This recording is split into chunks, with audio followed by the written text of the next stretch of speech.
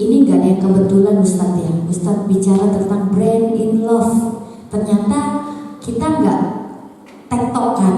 Nyatanya materi yang akan disampaikan mirip-mirip Ustadz. Masya Allah.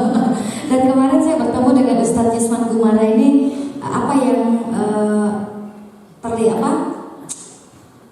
buat saya itu teringat gitu. Ustadz itu ketika terakhir saya membawakan materi itu mendoakan saya dengan penuh luar biasa ya. Saya sampai aminkan berkali-kali gitu, karena doanya Masya Allah panjang kali lebar. Dan mudah-mudahan Allah ijabah dengan apa yang tadi Ustadz Yusman Gunara sampaikan, doanya ke kita pun diijabah. Nah kemarin kebetulan saya bersama anak-anak yang umum maupun anak yang masih ada orang tua maupun anak yatim. Terakhir adalah memberikan kelas namanya I Know You 14. Jadi di sini Bapak Ibu semuanya, saya bukan ustazah ya Bapak Ibu. Saya hanya Bunda Dina Indriani ya, ibu biasa ya, ibu rumah tangga yang lagi belajar bagaimana berhijrah menjadi orang tua yang lebih baik ya. Dan makanya kemarin saya ngajar anak-anak itu mengenalkan bagaimana mereka potensinya ya, mengenali potensi berdasarkan otaknya. Nah tadi kata Ustadz, kalau otak kita nggak benar kita kena apa? Stres, iya, bukan stroke ya. Kalau kita nggak, karena memang otak itu sangat luar biasa. Nah ini salah satunya materi yang akan kita sampaikan ya. Oke, Bismillahirrahmanirrahim. Saya bunda dengan 2 orang anak ya. Anak saya satu umur 18 tahun, satunya masih 10 tahun. Jadi ini adalah salah satu karya dari saya seorang ibu sebagai penulis buku. Nah, penulis buku namanya Perisai Rezeki Ibu Rumah Tangga. Ini buku saya pertama. Nah, ini saya tulis di sini nih kisahnya tentang apa? Tadi perjalanan seorang ibu yang awalnya ibu rumah tangga biasa jadi ibu rumah tangguh. Nah, gimana sih yang dimaksud dengan ibu rumah tangguh? Apakah yang seperti apa yang ibu gambarkan? Ibu rumah tangguh itu yang kayak gimana sih? Wah, terus apa lagi? Mandiri, betul. Terus apa lagi? Apa lagi? Semangat, selalu semangat. Terus apa lagi Bu? Yang kayak Wonder Woman gitu Pak? Yang bisa ngangkat galon sendiri? Yang bisa ngangkat beras? Kayaknya itu tangguh banget ya. Oke, nanti kita akan cerita versinya ibu rumah tangga yang tangguh ya. Lalu yang kedua, ketika saya nulis buku tuh tentang kesalahan saya sebagai ibu, namanya punya jadi ibu mah kita nggak pernah ada sekolahnya ya, betul ya? Siapa yang ngaku bareng sama saya? Kita ini adalah ibu kebetulan, kebetulan nikah, kebetulan punya anak. Ada ilmunya nggak Bu? Nggak ada. Makanya benar kata Ustadz tadi. Efeknya apa? Salah satunya jadi ibu betulan, marah. Betul atau tidak? Kalau manggil anaknya Andi atau Adek, yang mana tuh banyak kan? Sambil ininya keluar ya katanya. Itunya rambutnya berdiri kalau tadi kabarnya Ustadz ya. Nah emang itu Ustadz. Salah satunya efek jadi ibu kebetulan tuh kita sering marah. Siapa yang masih hobi angkat tangannya, katakan saya. Gak usah diangkat ya, kita semua tahu ya. Oke, tapi alhamdulillah artinya di masjid ini diberikan kajian yang kok nyambung gitu ya. Oke, nah setelah akhirnya saya mengakui kesalahan demi kesalahan saya gitu ya, sebagai seorang ibu rumah tangga. Kenapa sih kok kayak ini, kehidupan kayak gini? Itu akhirnya saya tahu penyebabnya. Nah makanya saya tuliskan semua penyebab yang membuat seorang ibu nggak baik dalam kehidupannya gitu ya. Itu ternyata saya sudah jelaskan dalam buku. Tapi saya tahu ibu-ibu di sini coba siapa yang senang baca buku tapi belakangnya doang? Banyak. Depannya doang sama belakangnya. Ayo ngacung, jangan bilang saya aja. Tapi Bunda Dina mau nanya, ketika anaknya lulus TK, pengennya anaknya udah bisa baca apa belum? Ibunya kapan terakhir baca buku? Tahun berapa itu lulusnya? Sebelum Masehi ya? Nah itu ya. Jadi itu juga nanti kita akan bahas ya. Kenapa anak kita nggak senang baca, tapi kita paksa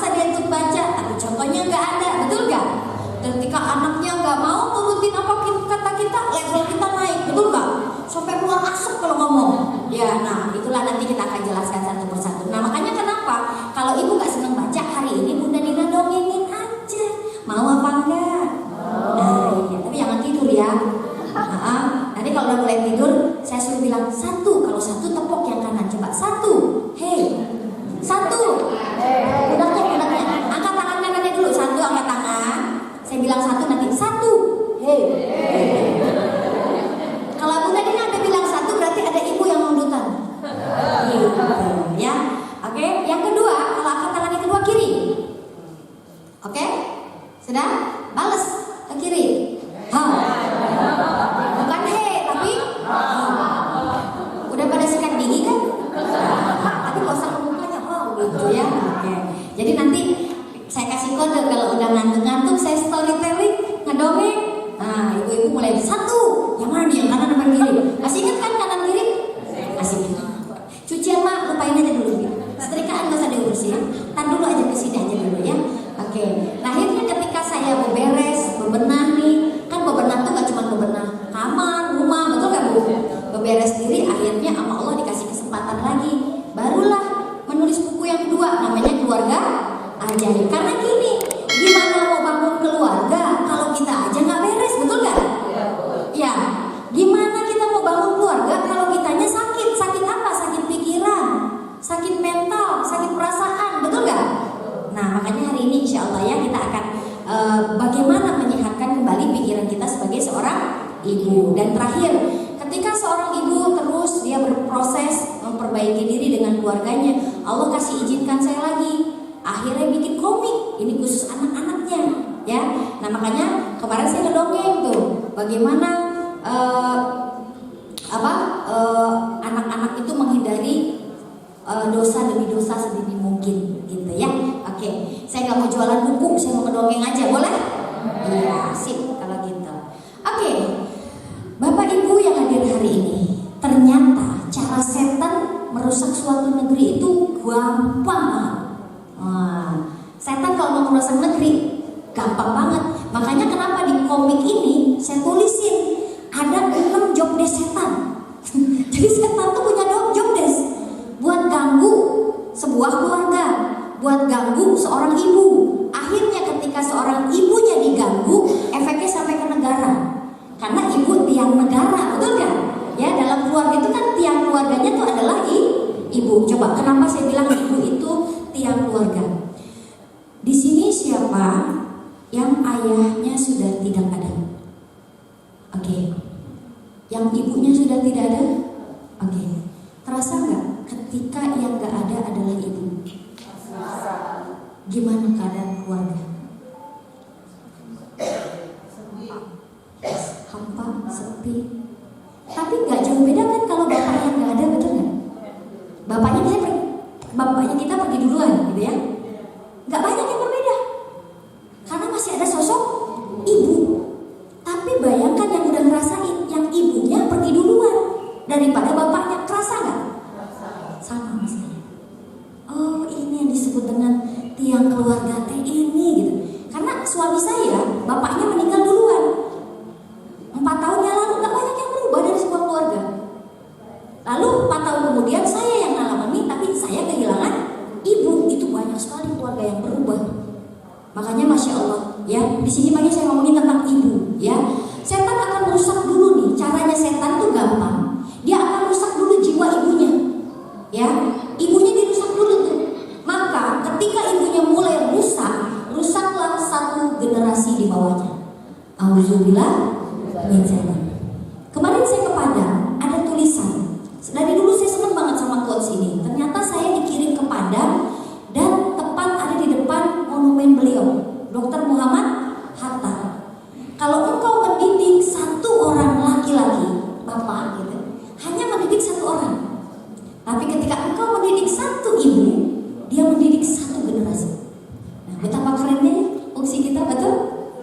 Tapi saking kerennya fungsi kita,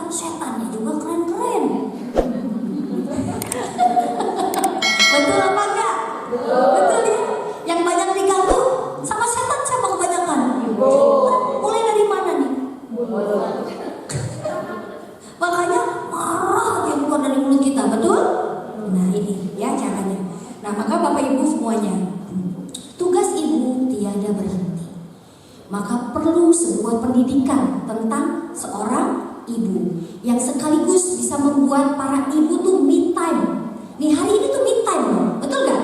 Walaupun cuma 1 jam, 2 jam, tapi gak mikirin cucian, betul ya Bu ya? Gak mikirin setrikaan, betul? Gak mikirin utang, betul? Utang mah tetap gak usah dipikirin, tapi pintar. Ya, nah kenapa? Karena seorang ibu itu perlu nutrisi energi positif. Agar apa? Agar tidak diganggu setan, ya. Nah, untuk apa? Karena ketika sudah dicas nih sama Ustadz Yusman, Bu, jangan marah-marah. Setidaknya keren nggak pulang dari sini? Kela-kela. Tadi disetruk. Nggak boleh marah. Betul apa enggak? Beda kan dengan ibu yang tidak sama sekali memasukkan nutrisi energi positif ke dalam pikiran. Betul? Yes, ya. Maka bismillah ya, ini definisinya. Oh Bunda Dina, berarti definisi ibu rumah tangga itu seperti apa? Nih, yuk kita samakan. Bukan sekedar emansipasi yang ikut-ikutan, bukan. Tapi definisi ibu rumah tangga adalah tangguh itu bukan yang bisa mengerjakan segala sesuatunya sendiri. Dari mulai antar anak, betul? Ngurus rumah, ngurus suami, segala macam dikerjain sama ibu. Belum yang kerja, belum yang bisnis, betul? Nah, jadi gini, seorang ibu rumah tangga itu bukan adalah ibu yang mengerjakan apa-apanya sendiri, ya. Namun sebelum dia mengerjakan apapun, dia selalu minta dan cari perhatian Allahnya terlebih dahulu. Contoh, waktu milih sekolah anak, nanya tetangga dulu, searching di Google, atau angkat tangan dulu di atas sajadah. Ayo, searching, betul? Terus apa lagi? Tanya-tanya kiri kanan, betul? Nah, itu. Pernah nggak ibu bawa dulu di sajadah? Ya Allah, tunjukkan sekolah yang terbaik untuk anak-anak. Nah, itu karena apa? Ibu rumah tangga dan ibu rumah tangga itu bedanya pertama. Kalau dia pengen melakukan sesuatu, apa-apa ngomong dulu sama Allah. Contoh misalnya, siapa di sini yang kendaraannya masih motor? Pengen jadi roda 4 ada? Ada. Gimana caranya untuk jadi roda 4? Pernah nggak? Ketika pakai roda 2-nya bilang terima kasih sama Allah dengan berdoa di kendaraan. Kebanyakan berdoanya atau ngeng-ngeng aja. Betul nggak? Tapi kepengen mobil, betul? Ya tadi kayak kucing kalau disayang-sayang aja, betul nggak? Kucing, singa, kalau disayang-sayang aja sayang nggak? Sayang. Kebayang kalau motornya diajak ngomong, bagi sama bapak kalau dicuci ya, si kasep, si mulus, terus udah gitu sama ibu kan tiap dipinjem, Pak pinjem ya, udah bersih kan, bapak ibu suka begitu ya Pak? Tahu terima beresnya dong, ngeng aja. Pernah nggak kita berdoa, ya Allah, terima kasih sudah dikasih kendaraan roda 2. Boleh dong suatu hari yang 4.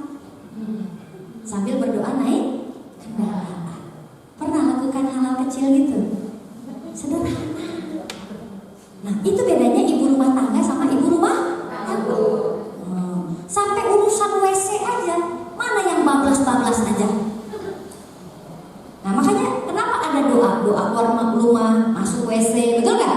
Doa naik kendaraan, itulah ibu-ibu yang praktek doa, bukan hafal doa. Karena doa itu tuh ngucapin terima kasih sebenarnya. Makasih ya Allah dikasih makan, makasih ya Allah dikasih kendaraan, terima kasih ya Allah tolong jagain saya mau keluar rumah, gitu kan?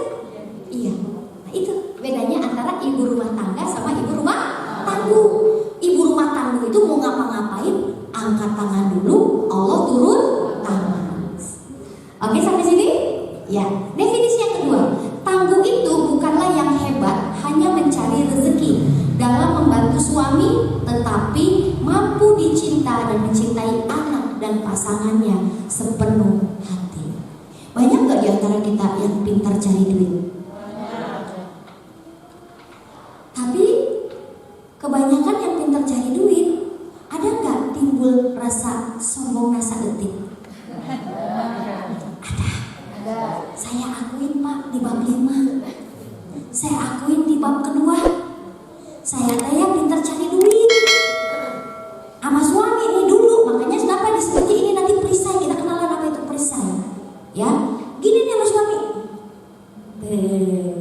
mama yang pintar cari duit, wah mama lebih banyak, wah makanya kenapa Allah berikan hak talak ada di siapa? Karena kalau di kita gimana efeknya? Ngantri di pengadilan, bentar-bentar jelek, bentar-bentar karena lisan, betul nggak? Betul? Nah, itu. Jadi artinya apa? Walaupun kita pintar dan diberikan kemudahan dalam mencari rezeki, kenapa itu bisa terjadi?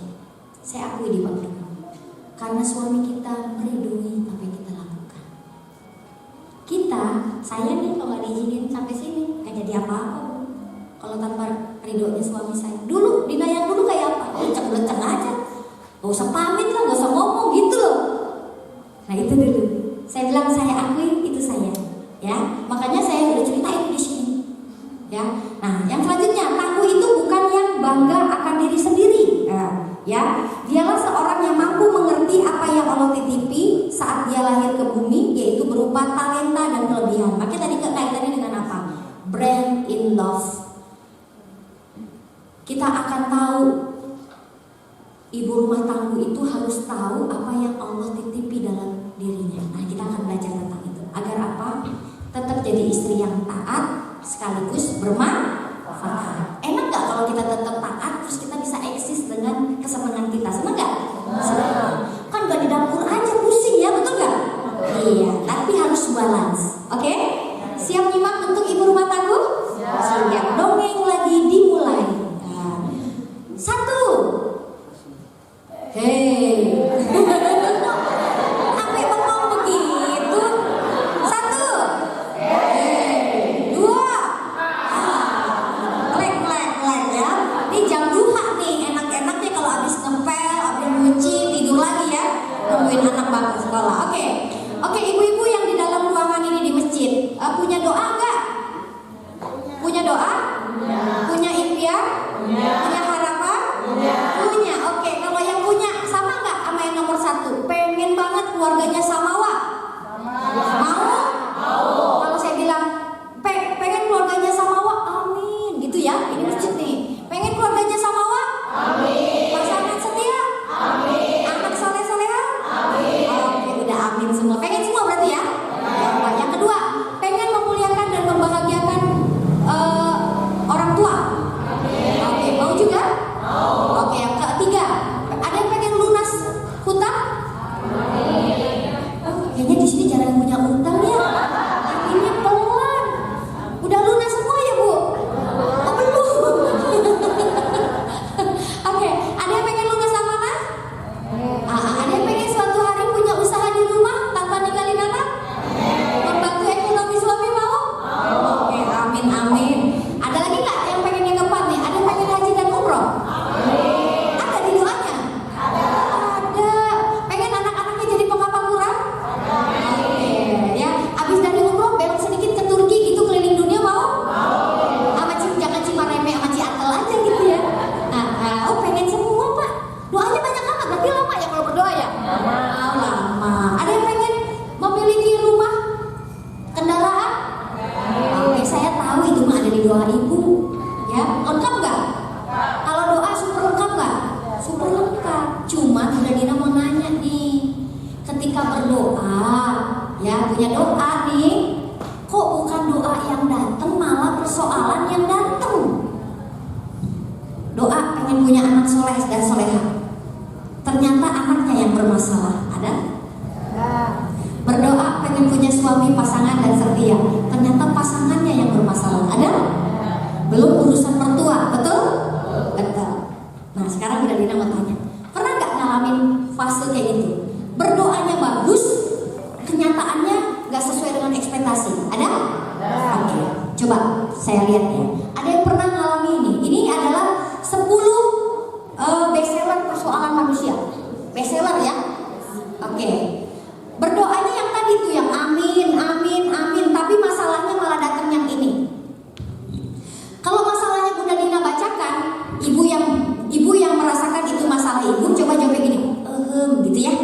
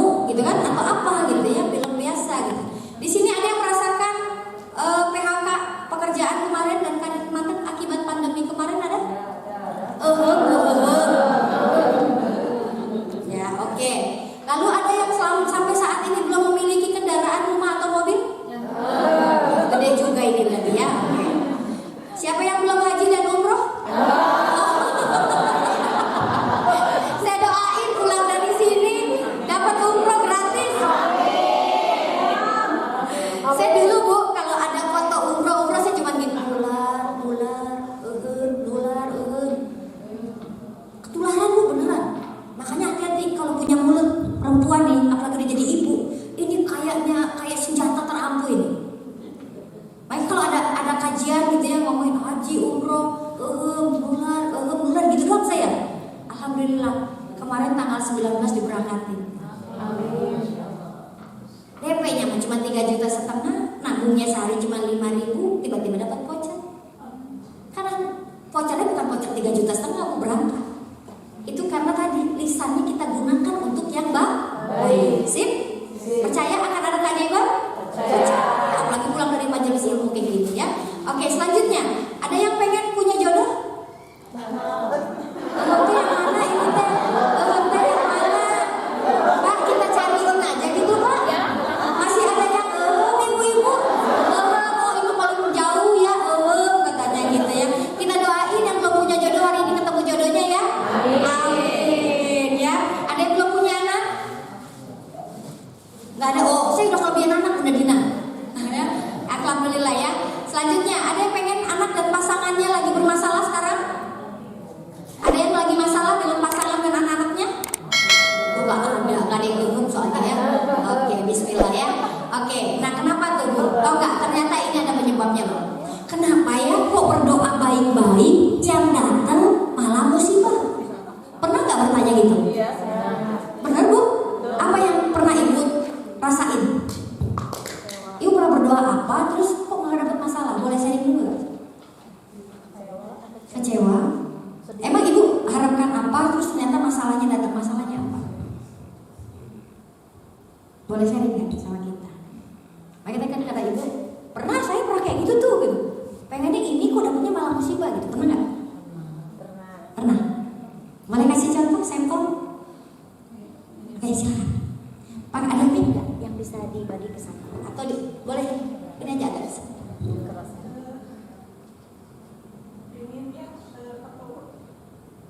Merintis usaha seperti itu ya, punya cita-cita sebelumnya. Iya. Lalu? Tiba-tiba kemarin kena apa?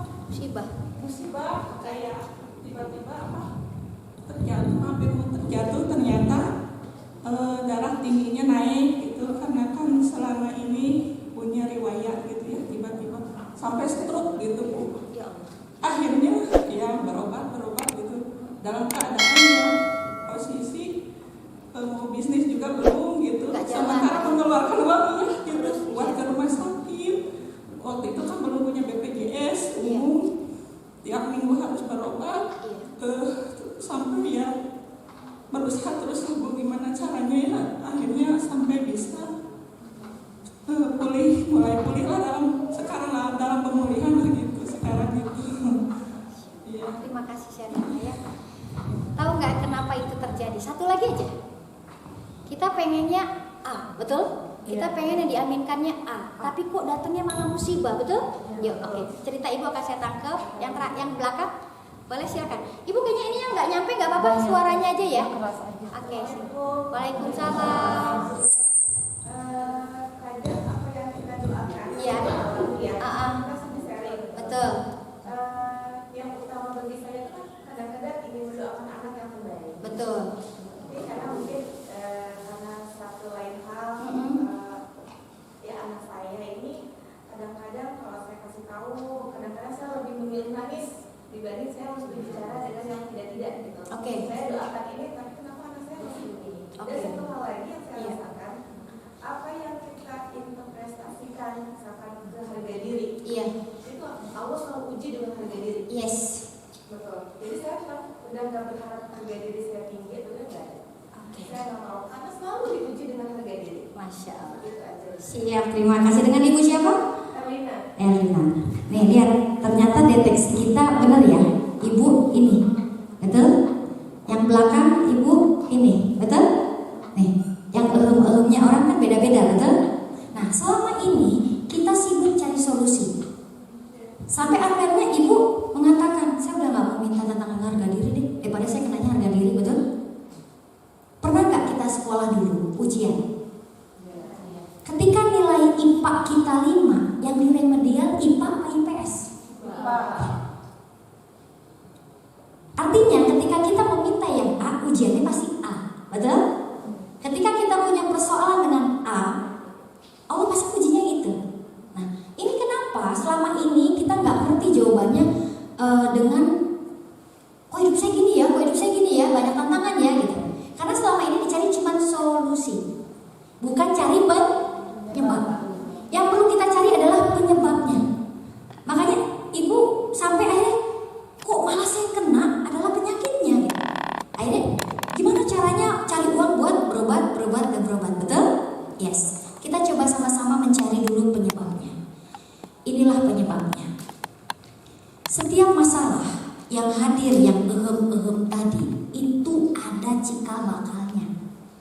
Kita cari dulu penyebabnya Bu Ibu. Ini persoalan kita, masalah ini penyebabnya cuma dua. Ada yang namanya ujian, ada yang namanya azab. Tapi kebanyakan dari kita pengennya disebutnya yang mana Bu Ibu? Kok kenceng banget jujur, betul gak? Biasanya Bu Ibu suka ngomong, saya lagi diuji nih sama anak saya, betul? Saya lagi diuji dengan kesehatan saya, betul? Iya. Tapi nyatanya penyebab itu ada dua Bu. Kenapa itu hadir dalam hidup kita? Nah, kalau kita tahu ternyata persoalan hidup kita penyebabnya adalah ujian, obatnya cuma dua. Sabar, sholat adalah penolong. Pernah dengar? Pernah dengar. Dipostingkan nggak? Tapi dipraktekkan nggak? Praktekkan. Tapi kenapa sholatnya jalan, galaunya jalan? Betul nggak? Ibu teh sholat gitu, tapi nggak jadi sabarnya ibu, betul? Betul? Sholat mas hari 5 kali, bahkan lebih dengan ini. Tapi kenapa nggak ada sabarnya? Karena belum menyatukan antara sabar dan sholat adalah penolong. Makanya nyambung tadi dengan Ustadz Yusman. Tahan bu, kalau mau marah diam bu, diam. Nah, kalau komunitas magnet rezeki yang ibu rumah tangguh, kita ngebalasnya dengan apa? Wow, keren. Itu dulu. Nah ini, kalau memang ternyata penyebab masalah kita ujian, sabar, sholat. Apa setelah kita lulus ujian? Kita pernah ujian kan dulu, betul? Untuk apa ujian? Naik kelas. Apa arti naik kelas dalam hidup kita? Doanya yang tadi tuh 1, 2, 3, 4, 5 yang kita aminkan mau datang. Gitu. Kita cukup sabar, cukup sholat. Jangan tidak mau diterima karena emang itu pintu gerbangnya. Kalau dia ujian. Tapi kalau penyebab masalah yang tadi adalah azab, kita tobat dulu sama sholat. Jadi sholat, tobat. Kalau bahasa saya, minta ampun dulu baru minta ini itu. Tuh. Jadi ibaratnya kalau ke dokter kan enak, bapak penyakitnya apa? Pusing, pasti kasih obat pusing, betul gak? Nggak mungkin pusing kasih obat cacing gitu kan? Nah makanya tak cari tahu dulu penyebab si masalah kita tuh. Oh ini. Nah gimana ya Bunda Dina? Kan nggak mau semua orang dibilang azab, siapa yang mau, betul? Makanya ada yang namanya komunikasi dengan Quran. Ini penyebab masalah saya apa ya? Bacalah Quran dan artinya pasti nanti ketemu. Nah kalau kita ternyata bagian dari persoalan yang kita hadapi adalah dari detox. Kalau memang itu azab ya, ini namanya detox. Akibat gaya hidup kita di masa lalu, konsekuensinya harus dihadapi dengan yang namanya detoksifikasi, yaitu apa? Pembersihan racun dalam tubuh. Begitu juga ketika kita mencari rezeki, mencari yang tadi amin, amin, amin, betul? Ya, akan ada masa, lihatin, akan ada masa Allah mencuci dosa-dosa kita dulu. Yang bisa dilakukan hanyalah mengisi masa detox dengan sabar, tegar, dan mempercepatnya dengan memberikan nutrisi energi yang baik. Seperti hari ini dikasih nutrisi bukan? Iya. Karena ini ada masa di mana kita teh di detox. Pernah dengar nggak? Ketika ada orang sakit, sakitmu akan menggugurkan dosa-dosa. Pernah dengar? Tapi respon kita pada saat sakit atau kurang sehat apa? Kuku lutus. Pilihan ganda nih ya. Kuku lutus tahu kan Bu ya? Ngeri gimana? Gitu. Satu, kuku lutus, betul? Yang kedua, nerima.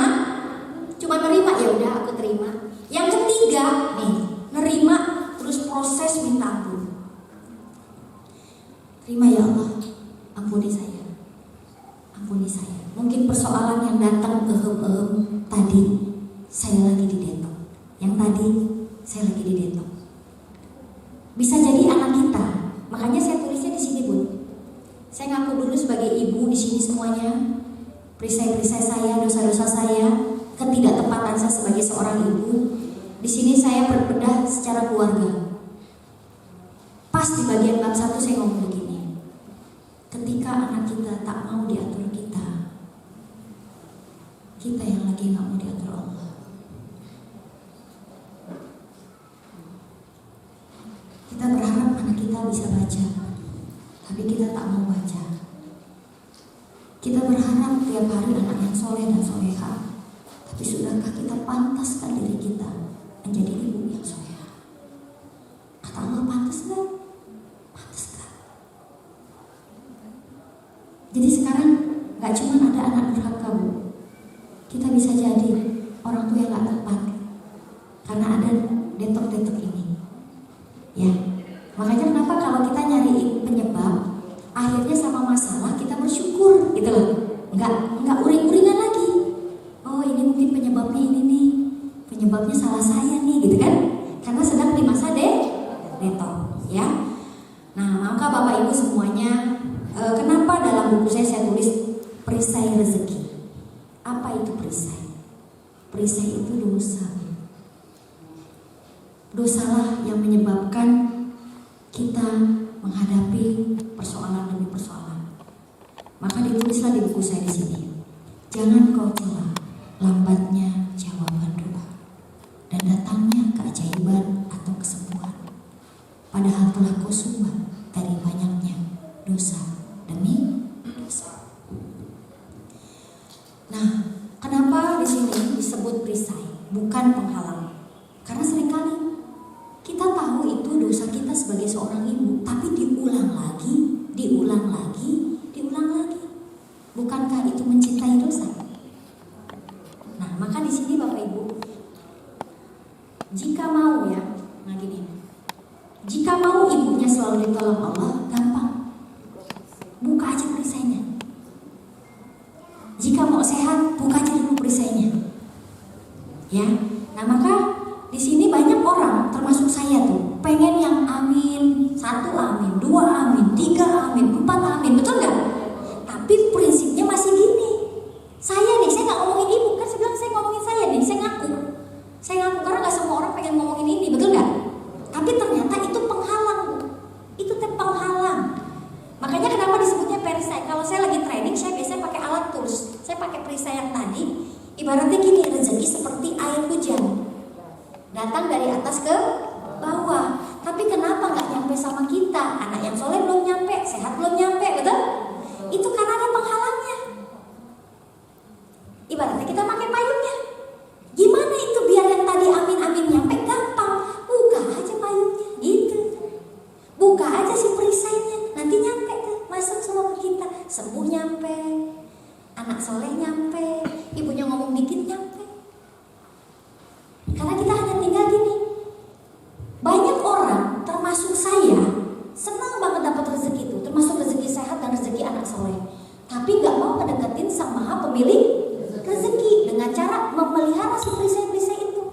Dipegang terus sama kita. Makanya Ustadz Jusman ngomong, Bu, tahan dikit marahnya. Tapi kita nggak bisa nahan ketika ngadepin kenyataannya, betul nggak? Kelak pokok deh. Tadi suruh ngerem, sekarang ngegas lagi, gitu kan?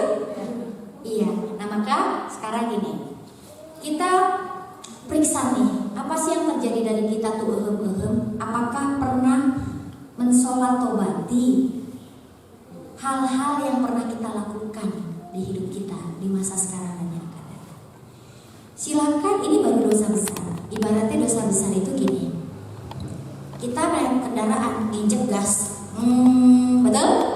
Tapi remnya juga diinjek, kira-kira mobilnya kemana? Makanya nggak lancar. Rezeki kenapa nggak lancar?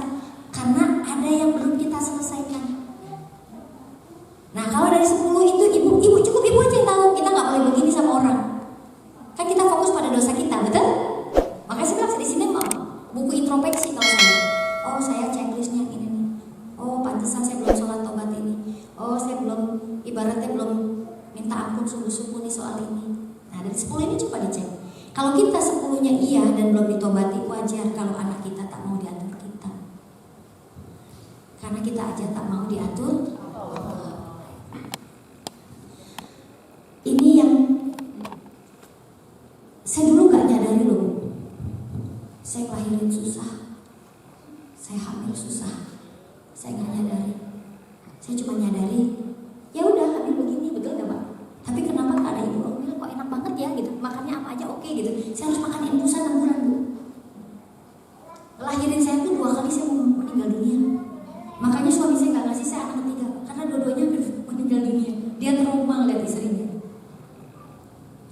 Ketika saya belajar dengan guru saya, salah satunya Kak Mirani Mauliza, wahai perempuan, kenapa Allah melarang kita berzina? Jangankan berzina, dekati zina aja nggak boleh, betul nggak? Pegangan tangan aja nggak boleh, lihat-lihatan aja. Dulu kan kita tahu itu nggak boleh gitu kan, tapi kita lampasin kan, betul nggak? Betul? Ya, makanya jarang ada yang taruh, betul nggak? Iya.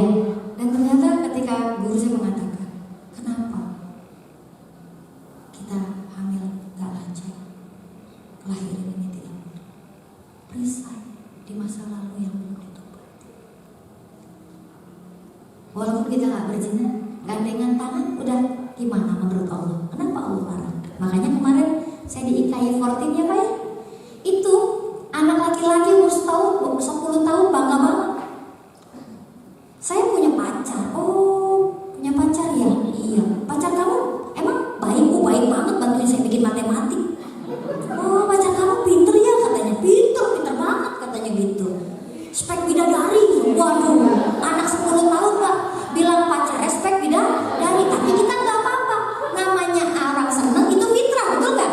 Kita dulu kan ditumbuhin sama Allah rasa suka, betul nggak? Cuman kita mah naruskeun gitu tuh. Tidak dialihkan. Kita iyain dulu aja, namanya anak lagi suka gitu ya. Soalnya buat pacar kamu tos dulu dong, cus aja gitu. Tapi ketika saya kaitkan dengan impiannya, kita nggak bisa, anak sekarang tuh nggak boleh begini, nggak boleh begitu, udah nggak bisa. Harus dipecahin dari dalamnya. Tapi dimulai dari siapa? Ibunya dulu. Tobati kitanya dulu gitu. Baru anak dengar gitu. Makanya pas kemarin, mungkin Ustadz Yusman jadi saksi ya Ustadz. Ada seorang anak remaja paginya masih bangga dengan pacarnya Pak. Kelar acara ngambil keputusan ekstrim. Apa yang harus kamu lakukan? Buka perisai mana? Saya akan putus dengan pacar saya. Coba kalau kita yang larang-larang bisa. Resor yang mau dipegang semua kok, betul gak? Ya jangankan anak kita, dulu aja kita pinter ngakalan anak kita ya. Betul. Nah ini karena segala sesuatu yang terjadi sama kita itu adalah detoksifikasi yang mungkin dari ini yang pernah kita lakukan. Makanya si anak itu pecah dari dalam. Gak apa-apa, silakan. Namanya senang sama suka mah itu fitrah, itu mah normal. Yang gak normal yang gak punya perasaan, betul gak? Kita gituin dulu. Cuman saya maksudnya begini, sama kayak ibu-ibu, mau rezeki, mau gak? Mau semua yang diaminkan? Buka perisai Bu, cuma gitu doang kan. Karena dulu gak dikaitkan, betul gak? Makanya ada istilah sholat terus maksiat. Ini sekarang, oh perisai saya ini ya. Maka kemarin anak remaja akhirnya bisa mendeteksi sendiri. Anak remaja gak sampai segininya, betul gak? Perisai mereka ngomong apa sih? Satu, bilang sama orang tua, betul Pak? Kedua, banget main gadget berlebihan, betul gak? Ya itu kan persoalan anak-anak itu lagi kan, ya kan? Terus ya itu seneng sama temennya gitu kan? Nah lalai sholat, betul nggak? Susah bangun tidur, susah bangun subuh, betul nggak? Nah itu makanya pas kemarin saya kaitkan dengan impian mereka, cita-cita mereka, apa yang menghambat. Makanya saya tanya, sekarang apa yang harus kamu lakukan untuk impianmu ditolong Allah? Saya akan buka perisai. Ngapain buka perisai? Saya akan putus sama pacar saya. Kasihan amat pacar kamu, nggak apa-apa. Keren kan? Kalau kita kaitkan dengan ini, pasti kita akan lebih tergerak, betul nggak? Kela-kela. Kalau hari ini marah banget sama anak saya, ntar suami saya di luar udah capek-capek cari kerja, nggak dapat banyak, itu bisa ngaruh. Suami ibu kejar proyek dari pagi sampai sore, tapi ibu di infotainment warung sayur, majelis sayur. Ngocehin ini, ngocehin si A, ngocehin si B. Suami ibu jungkir balik kerja. Kenapa mah? Papa teh udah kesana kesini, orderan teh kieu-kieu kene? Karena yang ngegas, yang nginjek remnya kita. Suami kerja di luar nyari rezeki, yang nginjek remnya kita. Makanya enggak lancar. Istighfar. Bukan Allah tak mau kasih rezeki, bukan Allah tak mau aminkan apa yang ibu tadi minta, tapi telah kita sumbat dari banyaknya perisai demi perisai. Coba kalau kita ngomong ke sini, mana yang paling sering kita lakukan sebagai lisannya ibu? Udah tahu ini dosa kecil, dosa besar? Terus kita cintai kan? Sepakat? Terus belum diaminkan umrohnya, salah siapa? Oke? Sip? Lanjut? Oke. Nah, maka ibu semuanya, yang perlu kita lakukan dari poin ini adalah minta ampun dulu, baru minta ini itu.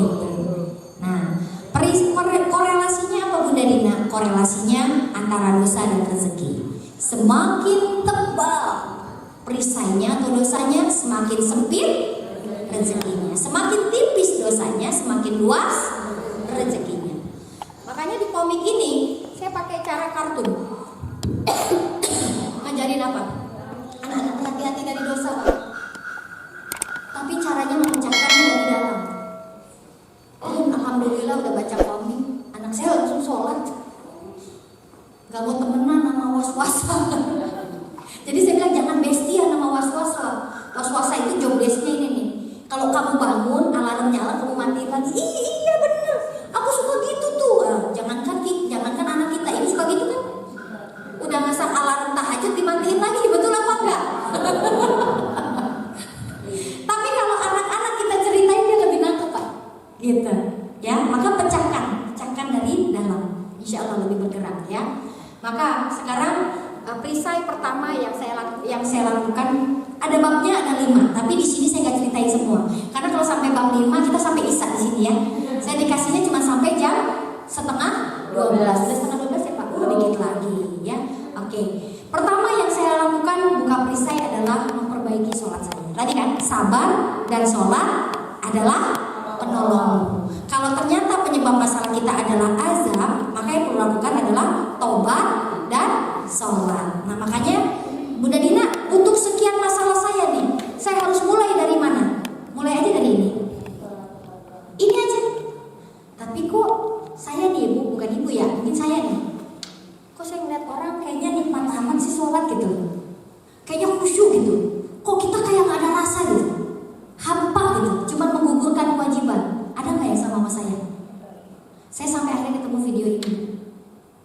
Saya ketemu sebuah video ini yang saya bilang, saya dulu minta sama Allah. Waktu masih di ibaratnya zaman jahiliyah. Saya gini, kok orang tuh sholat enak banget dia sampai kayak begini gitu. Kayak sama pacarnya gitu loh, minta itu gitu. Terus saya doa gitu, pengen kayak gitu ya Allah, pengen kayak gitu ya Allah. Tapi kok ini teh gak ada rasanya gitu.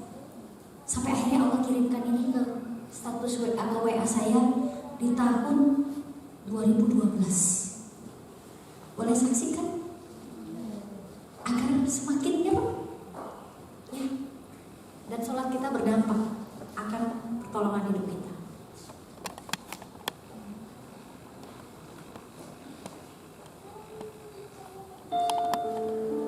Bila engkau anggap sholat hanya sebagai sebuah kewajiban, maka kau tak akan menikmati hadirnya Allah saat kau mengerjakannya. Anggaplah sholat itu pertemuan yang kau nanti dengan Tuhan. Mintalah sama Allah Anggaplah sholat itu sebagai untuk jalan pemahaman video terbaik ini. kau bercerita dengan Allah Subhanahu wa Ta'ala. Anggaplah sholat itu sebagai kondisi terbaik untuk kau berkeluh kesah dengan Allah Subhanahu wa Ta'ala. Anggaplah sholat itu sebagai seriusnya kamu dalam bermimpi. Bayangkan ketika azan berkumandang, tangan Allah melambai kepadamu untuk mengajakmu lebih dekat dengannya. Bayangkan ketika kau tampil, Allah melihat kau, Allah tersenyum untukmu, dan bangga terhadap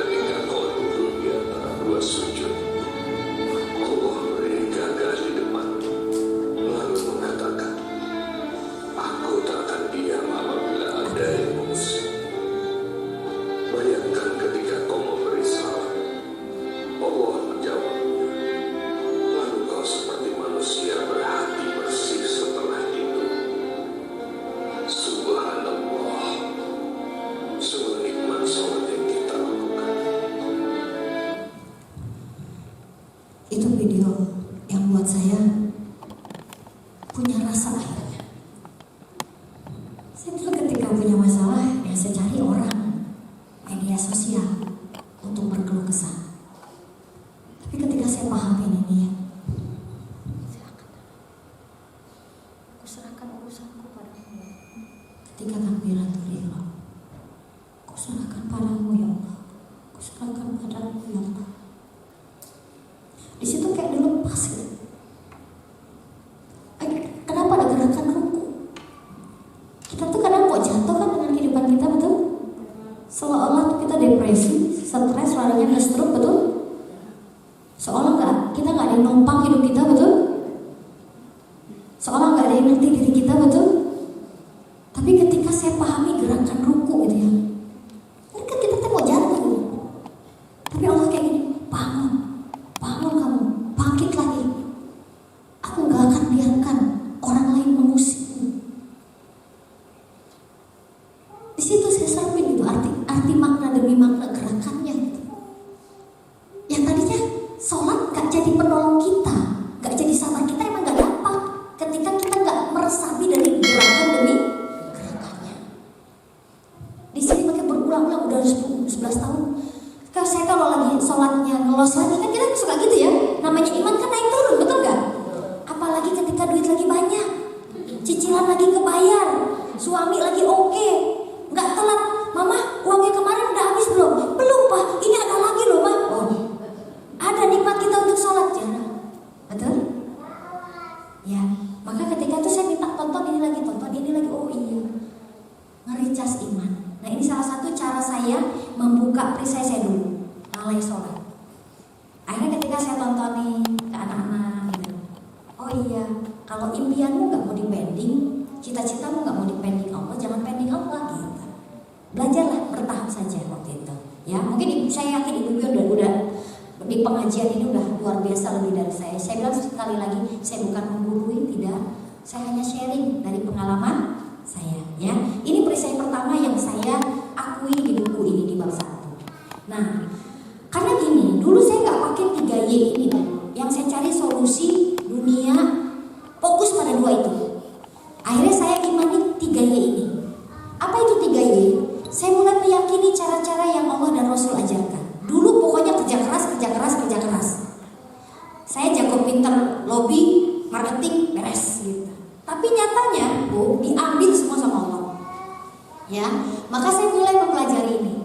Ya, yakin akan cara-cara yang Allah Rasul ajarkan, salah satunya memperbaiki sholatnya. Yang kedua, yakin akan janjinya ketika kita taat pada cara Allah dan Rasul. Kuncinya di sini, yakin akan caranya, yakin akan janjinya. Lalu yakin bahwa apapun yang terjadi adalah kehendaknya. Saya udah ikutin kok cara kerjanya Allah, SOP-nya Allah. Kok ininya belum sembuh juga? Anak saya belum ini juga, betul gak? Yakin bahwa apapun yang terjadi itu memang kehendak. Akhirnya kita nerima. Nah maka apa yang ibu lakukan coba Bu? Kalau ibu punya anak nih, ibu punya handphone ibu harganya 50 juta, dipakai main-main mobil-mobilan sama anak-anaknya tuh. Lalu jatuh, kira-kira ibu seperti apa? Marahnya gimana? 50 juta loh Bu. Marahnya gimana coba? Apa seperti gambar yang tadi Ustadz Yusman? Oh iya betul. Tapi anak ibu langsung gini, ampun ayah, ampun ibu, ampun ya Allah, ampun ya. Nanti potong aja uang jajan aku ya. Pokoknya aku gak usah jajan setahun juga gak apa-apa. Aku tanggung jawab. Kira-kira jadi marah apa enggak? Kenapa ibu gak marah sama anak ibu? Padahal udah ngejatuhin 50 juta handphone itu. Karena gimana? Karena anaknya minta maaf. Sungguh. Tapi kalau misalnya anak yang kedua udah ngejatuhin 50 juta, terus anaknya begini, maaf ya Bu, makasih. Gitu doang kira-kira. Kita apa? Oh dilempar coba sekalian handphonenya, letak aja gitu ya. Betul? Nah kadang-kadang kita kayak gitu. Kita udah punya banyak. Kalau guru saya mengatakan begini, guru saya Ustadz Rahmat Sugiyarto, pengen impiannya miliaran, dosanya miliaran katanya.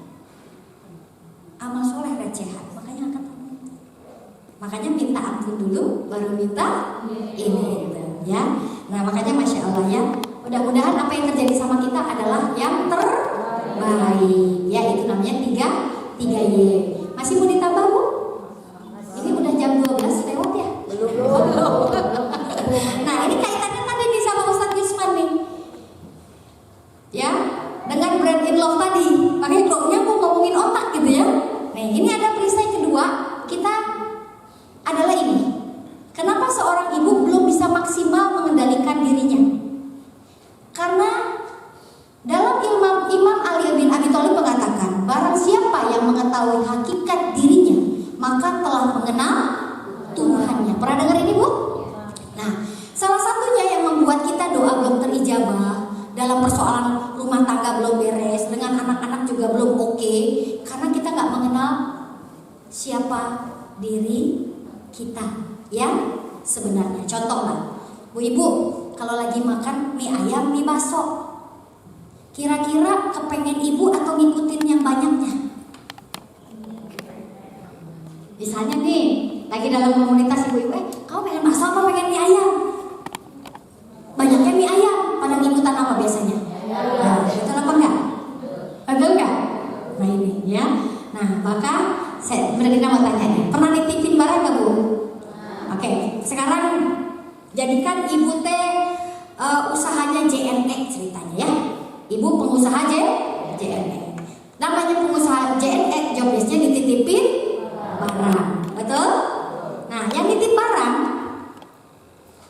wejangan nggak sama kita? Ngasih apa? Pesen apa aja biasanya? Jangan kalau dia pecah belah. Kalau dia berupa kertas, jangan disobek. Kalau dia berupa makanan, jangan dimakan. Terus kita gini, ya siap. Terus kita pasti nanya nggak, emang isinya apa Bu? Betul nggak? Betul nggak? Kalau kita jadi pengusaha JNN-nya, berarti kan kita kan mau dititipin nih, ya. Ternyata kita sebagai pengusaha JNE-nya nih, kurirnya nggak melaksanakan pesan-pesannya. Pas nyampe Bapak ngirim dokumen robek, betul Pak? Kalau nggak robek kebasahan, ya betul? Yang ngirim pecah belah, misalnya gelas, ternyata pecah. Kira-kira yang marah yang mana? Yang nitipnya, betul apa enggak? Kalau marah biasanya kayak apa ke kita? Respon mereka. Kalau mereka marah, macam-macam nggak marahnya? Apa aja? Caranya? Ngomel, terus minta ganti, betul Pak, betul. Terus apa lagi? Kalau ternyata yang dititipnya 10 dinar emas, kita ngapain? Terus itu hilang. Minta ganti rugi, selain ganti rugi ngapain? Yang paling parah nih sekarang kan gampang banget di media sosial. Memviralkan, betul? Betul? Nih, kita jadi pengusaha JNE ketika nggak tepat memperlakukan barang titipan aja, kita ada konsekuensi, betul nggak? Sekarang pertanyaan Bu Nadina, ngerti nggak apa yang Allah titipin sama kita? Mengerti nggak apa yang Allah titipin sama kita? Kayak tadi Bapak ngomongin tentang otak kiri, otak kanan, neokortek kiri, neokortek kanan. Terus ngomongin tentang kenapa tangan kesemutan ini. Yang bermasalah di mana dulu? Otak dulu kan? Tadi ngomongin otak kan? Ini dulu nggak yang bermasalah? Baru ke sini-sini. Nah makanya pertanyaannya, tahu nggak apa yang Allah titipin di kepala kita?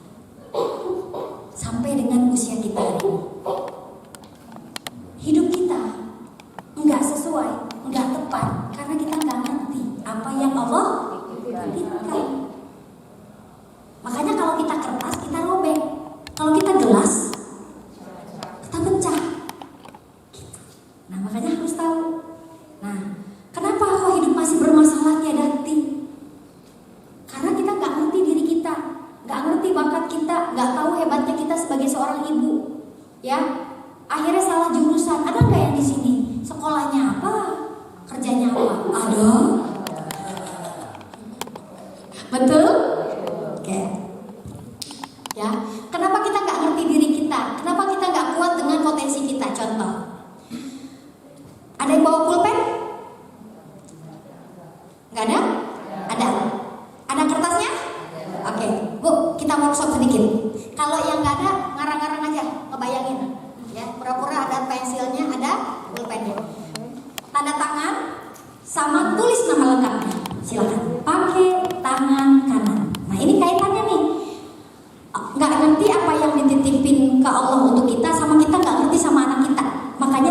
sama anak. Nah di sini. Sudah? Wih cepet ya kalau tangan kiri kanan ya, betul ya? Sip. Tanda tangan, yang nggak punya bayangin aja. Nah gitu aja. Oke, udah? Bisa? Sekarang lakukan hal yang sama tapi pakai tangan kiri.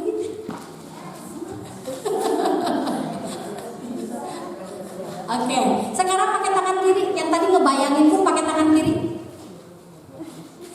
Bentuknya gimana ya? Nah, coba. Oke, kita langsung workshop.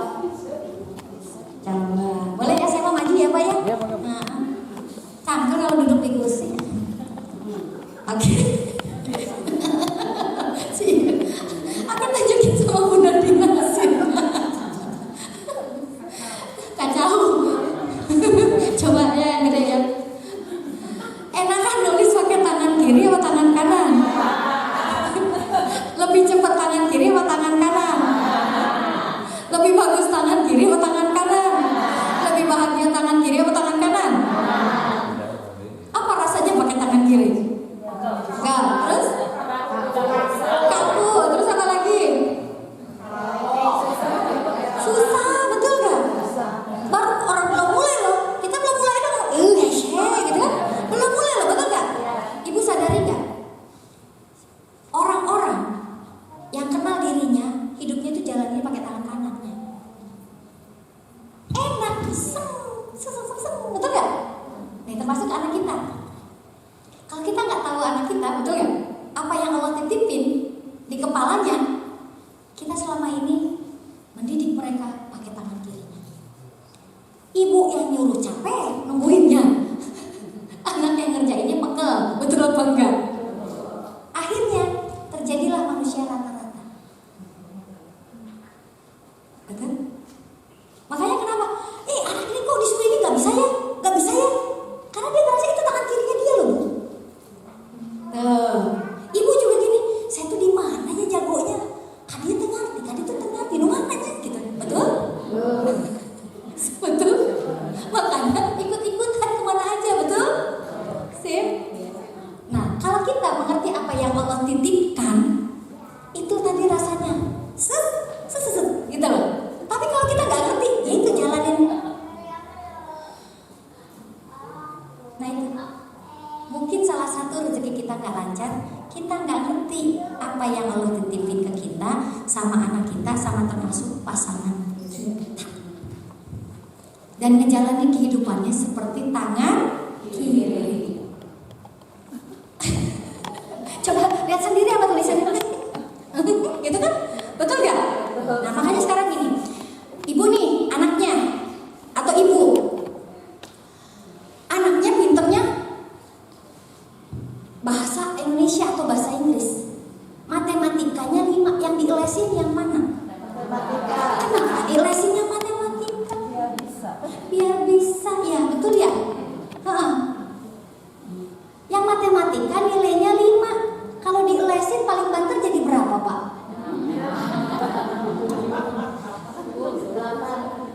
8. Kalau yang bahasa Inggrisnya udah 9, terus ibu lesin kira-kira jadi berapa? Tuh, suka ngelesin anak kan? Tapi gak tahu tangan kirinya sama tangan kanannya yang mana, betul gak? Anak ibunya pegel ngelesin yang harus diminta ibunya. Ibunya buang-buang duit, hasil gak maksimal. Makanya harus tahu apa yang Allah titip. Karena kalau kita nggak tahu jadinya kayak gini tuh. Nggak ngerti diri, nggak tahu bakat, nggak tahu cara belajar yang tepat, akhirnya salah jurusan, akhirnya bisnisnya nggak jalan, ngikut-ngikut teman. Selanjutnya akibatnya karir bisnis mandek, nggak pede, cemas, akhirnya kesini sakit fisik. Makanya nyambungnya stres, stroke, 2S, S2 ya. Karena ini jalanin hidupnya pakai tangan kiri. Nah, maka bertekadlah ya, yang bisa mengerti diri dan membantu orang lain di masa depan. Namun jadilah istri yang taat sekaligus bermanfaat. Caranya gimana Bunda Dina? Caranya gembleng diri, cari tahu potensinya di mana. Di mana letak kekuatan tangan kanan kita? Karena gini Bu, 100% diri kita saat ini ditentukan oleh genetik dan lingkungan.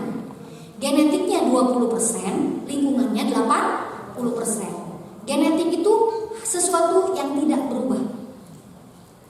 Nilainya kecil tapi tidak berubah. Kalau bahasanya yang dulu bawaan orok. Pernah nggak lihat? Ini bawaan orok dari kecil udah cakep, sampai sekarang cakep aja gitu kan? Pernah dengar nggak? Ini namanya 20% itu genetik, itu bawaan orok. Lingkungan itu tergantung siapa yang mendidiknya, siapa orang tuanya, gimana lingkungan sekolahnya. Nah maka Bapak Ibu pahami diri. Perisai kedua, seorang ibu nggak tangguh karena dia tidak memahami dirinya sendiri. Dalam surat Al-Qiyamah ayat 3-4, apakah manusia mengira bahwa kami tidak akan mengumpulkan kembali tulang belulangnya? Bukan demikian, sebenarnya kami kuasa menyusun kembali jari jemarinya dengan sempurna. Pernah nggak lihat kalau ada perampokan yang dicari? Karena setiap sidik jari seseorang itu beda-beda. Dan ini nyambung ke otak. Inilah yang akan mengendalikan. Lah gimana mau dikendalikan kalau nggak tahu letaknya di mana? Betul? Nah selanjutnya ya, maka kita akan lihat ini. Kenapa penting memahami diri? Karena kita akan mengetahui sistem cara kerja otak kita. Ya, cara kerja otak kita gini. Manusia